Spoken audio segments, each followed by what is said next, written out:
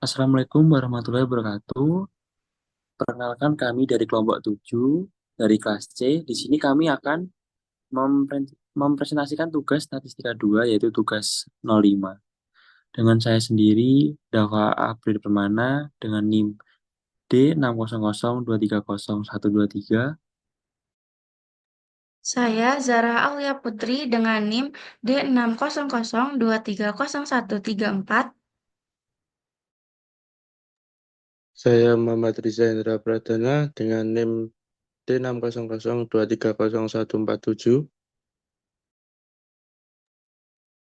Saya Galang Ara Karmadiar dengan NIM D600230157. Interaksi antar faktor dalam desain eksperimen. Desain eksperimen adalah pendekatan sistematis untuk menguji hipotesis dengan memanipulasi satu atau lebih faktor dan mengamati efeknya pada variabel respon. Salah satu aspek yang paling penting dalam desain eksperimen adalah memahami interaksi antar faktor. Interaksi ini terjadi ketika efek dari satu faktor pada variabel respon tidak konsisten di seluruh level faktor lain. Dengan kata lain, pengaruh satu faktor dapat bervariasi tergantung pada level dari faktor lainnya. Pentingnya memahami interaksi. Memahami interaksi antar faktor adalah kunci untuk mendapatkan wawasan yang lebih mendalam tentang bagaimana variabel berinteraksi dan mempengaruhi hasil. Jika interaksi tidak diperhatikan, peneliti bisa salah menginterpretasikan data dan menghasilkan kesimpulan yang tidak akurat.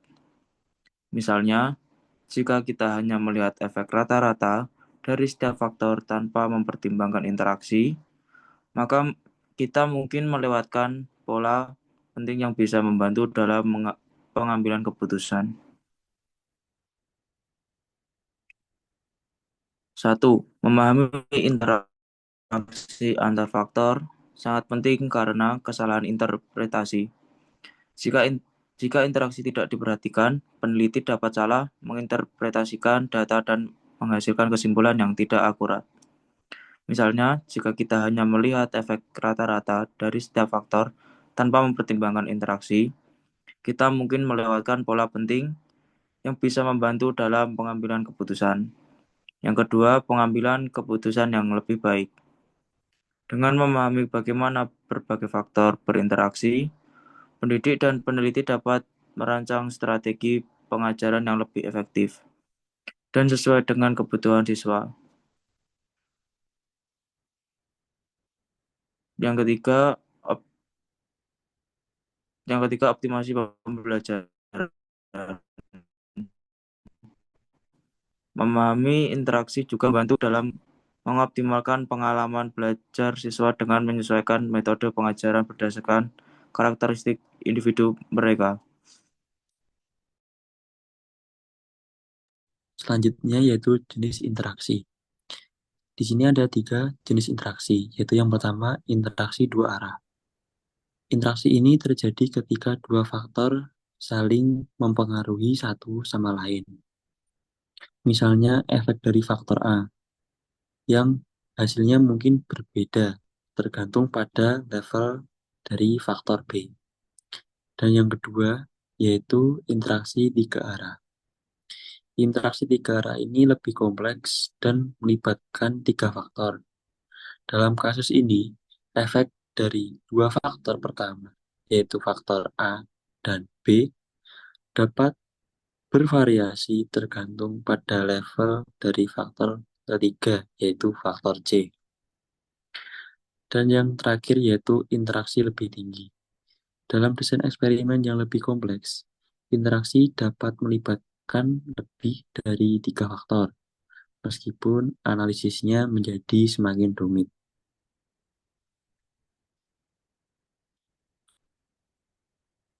Mengapa sih interaksi itu penting?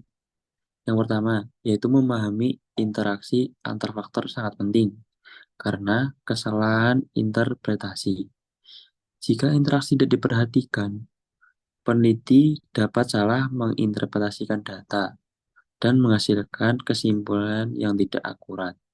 Misalnya, jika kita hanya melihat efek rata-rata dari setiap faktor tanpa mempertimbangkan interaksi, kita mungkin melewatkan pola penting yang bisa membantu dalam pengambilan keputusan. Kedua, yaitu pengambilan keputusan menjadi lebih baik. Dengan memahami bagaimana berbagai faktor berinteraksi, pendidik dan peneliti dapat merancang strategi pengajaran yang lebih efektif dan sesuai dengan kebutuhan siswa.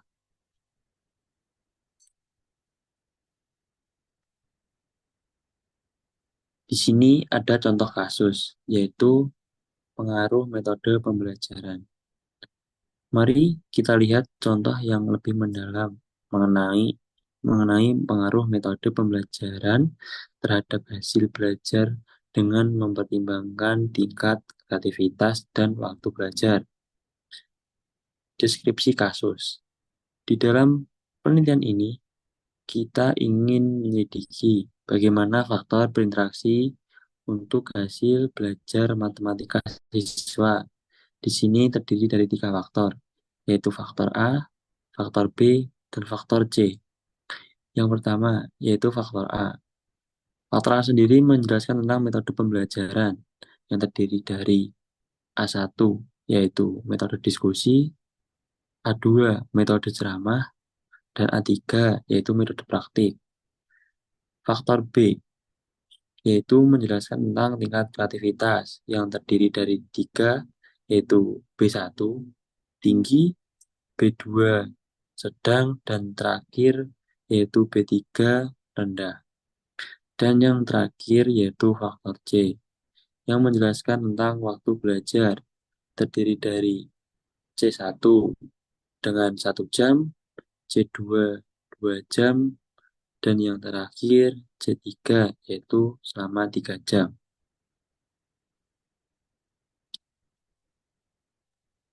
Selanjutnya ada desain eksperimen.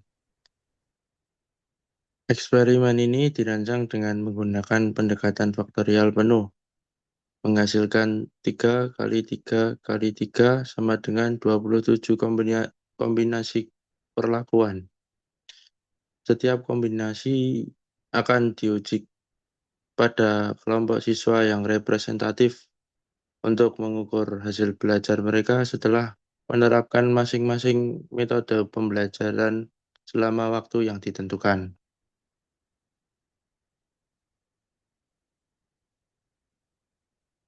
Lalu ada pengumpulan data. Setelah pelaksanaan percobaan, data dikumpulkan melalui tes hasil belajar yang dirancang untuk mengevaluasi pemahaman siswa terhadap materi matematika yang diajarkan. Hasil belajar ini kemudian dianalisis menggunakan ANOVA untuk menentukan apakah ada interaksi signifikan antara metode pembelajaran, tingkat kreativitas, dan waktu belajar.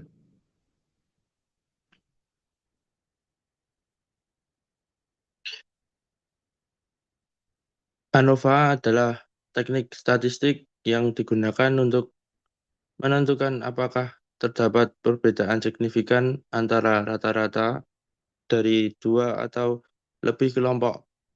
Metode ini sangat berguna untuk peneliti ingin menguji hipotesis mengenai pengaruh satu atau lebih faktor terhadap variabel respon. ANOVA dapat digunakan untuk yang pertama untuk menguji efek utama dari suatu faktor, yang kedua untuk menguji interaksi antara 2 atau lebih faktor.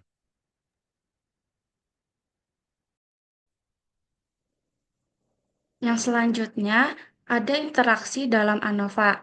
Interaksi dalam ANOVA ada beberapa, yaitu interaksi dalam ANOVA terjadi ketika efek dari satu faktor pada variabel respon tergantung pada level dari faktor lainnya. Misalnya, dalam penelitian pendidikan, Faktor A merupakan metode pembelajaran, yaitu diskusi, ceramah, dan praktik. Lalu faktor B yaitu tingkat kreativitas yang terdiri dari tinggi, sedang, dan rendah.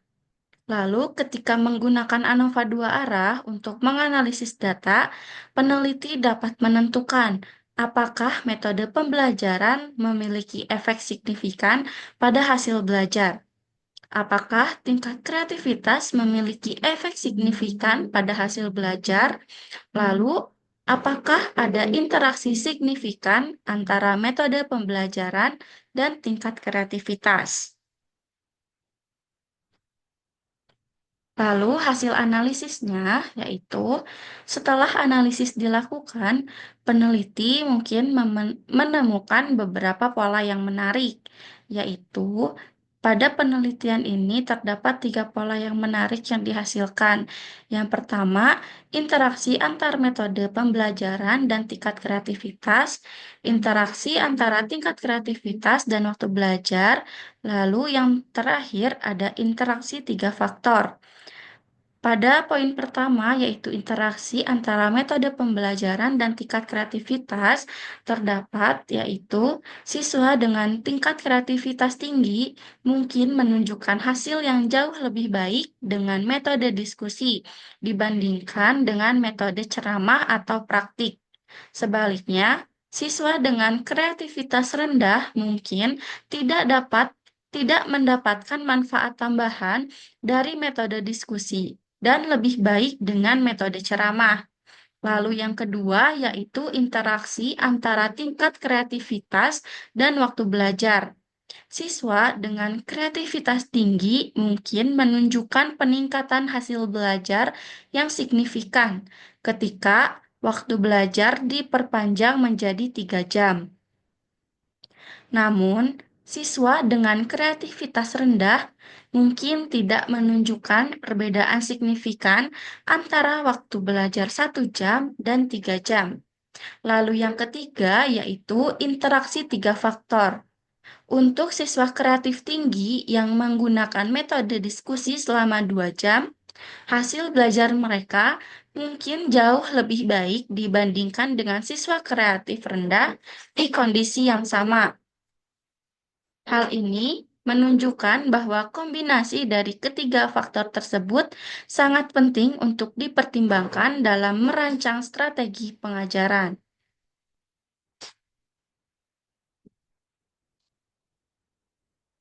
Lalu, ada interaksi BC. Dalam konteks interaksi antara tingkat kreativitas B dan waktu belajar C, seperti dijelaskan dalam buku Probability and Statistics oleh Walpole DKK, tahun 2016, kita dapat melihat bahwa efek dari satu variabel, misalnya waktu belajar, tidak selalu konsisten di seluruh level variabel lainnya atau tingkat kreativitas. Misalnya, siswa dengan tingkat kreativitas tinggi mungkin mendapatkan manfaat maksimal dari waktu belajar tambahan. Mereka bisa memahami konsep yang lebih kompleks ketika mereka memiliki waktu lebih banyak untuk berlatih dan berdiskusi. Namun, siswa dengan kreativitas rendah mungkin tidak merasakan manfaat serupa karena keterbatasan dalam cara berpikir atau pendekatan mereka terhadap pembelajaran. Lalu kesimpulan. Memahami interaksi antar faktor dalam desain eksperimen sangat penting untuk memperoleh hasil yang valid dan dapat diandalkan. Dalam contoh kasus di atas, analisis interaksi memberikan wawasan tentang bagaimana berbagai metode pembelajaran dapat disesuaikan berdasarkan karakteristik siswa untuk meningkatkan hasil belajar mereka secara efektif. Dengan demikian, peneliti harus selalu mempertimbangkan kemungkinan interaksi ketika merancang eksperimen dan menganalisis data. Hal ini tidak hanya meningkatkan pemahaman tentang fenomena yang diteliti, tetapi juga memberikan dasar yang kuat untuk rekomendasi praktis dalam konteks pendidikan atau lainnya. Kesimpulan dari analisis interaksi BC yaitu memahami interaksi antar tingkat kreativitas dan waktu belajar merupakan kunci untuk merancang pengalaman belajar yang efektif dengan menganalisis bagaimana kedua faktor ini berinteraksi. Pendidik dapat menyesuaikan metode pengajaran mereka agar lebih sesuai dengan kebutuhan siswa berdasarkan tingkat kreativitas mereka. Sekian presentasi dari kelompok 7. Semoga ilmu ini dapat bermanfaat dan dapat digunakan untuk di kemudian harinya. Sekian dari kelompok kami. Bila ada kesalahan maupun kekurangan, mohon dimaafkan. Wabillahi taufiq walhidayah. Wassalamualaikum warahmatullahi wabarakatuh.